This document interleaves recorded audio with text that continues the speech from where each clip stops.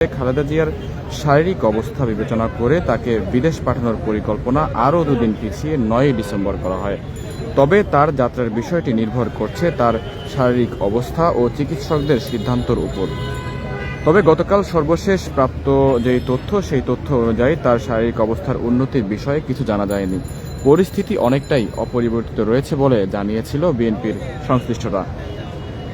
এদিকে কাতারের ব্যবস্থাপনায় নতুন করে যেই এয়ার অ্যাম্বুলেন্সটি ভাড়া করা হয়েছিল সেইটা ৬ ডিসেম্বর ঢাকায় অবতরণের কথা থাকলেও পরে সময়সূচি পুনর্নির্ধারণ করে ১০ ডিসেম্বর করা হয়েছে।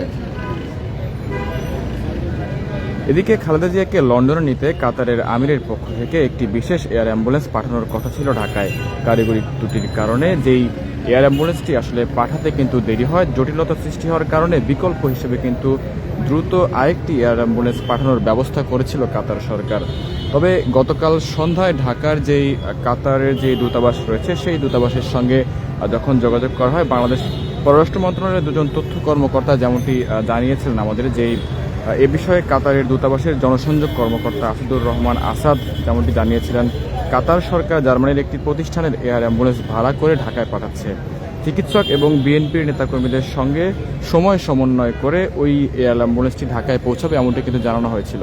দর্শক, এই মুহূর্তে আমি রয়েছি রাজধানীর এভার কেয়ার হাসপাতালের একেবারে সামনে থেকে এবং দেখতে পাচ্ছেন যে গত ১৩ দিন ধরে কিন্তু রাজধানীর এভার কেয়ার হাসপাতালে ভর্তি রয়েছেন সাবেক ৩বারের প্রধানমন্ত্রী এবং বিএনপির চেয়ারপারসন বেগম খালেদা জিয়া। এবং তাকে যেই বিদেশে নেবার যে কথা ছিল, অর্থাৎ লন্ডনে নেবার যে কথা ছিল, যেই তারিখ প্রথমে ঠিক করা হয়েছিল ৭ তারিখ, সেটি কিন্তু আরও পেছাতে পারে এমনটি কিন্তু গণমাধ্যম মারফত কিন্তু জানা গিয়েছে।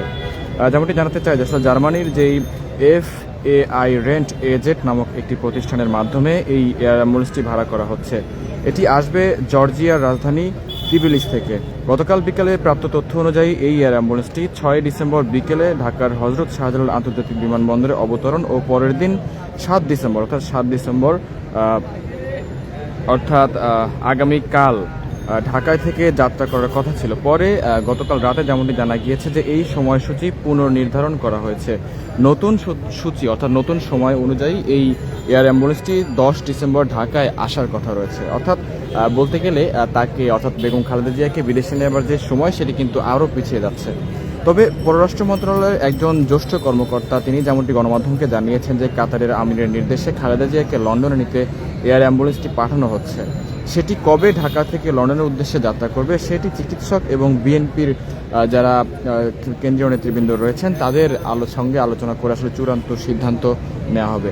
তবে কূটনৈতিক একাধিক সূত্রে যেমনটি জানা গিয়েছে যে ঢাকা থেকে এয়ার অ্যাম্বুলেন্সে খালেদা জিয়ার সঙ্গে লন্ডনে যাওয়ার লোকজন আসলে কিন্তু একেবারে ছোট একটি তালিকা করা হয়েছে। অর্থাৎ খালেদা জিয়ার সঙ্গে যারা যাবেন তাদের পক্ষ থেকে প্রাথমিকভাবে ১৮ জনের তালিকা করা হয়েছে বিএনপির পক্ষ থেকে।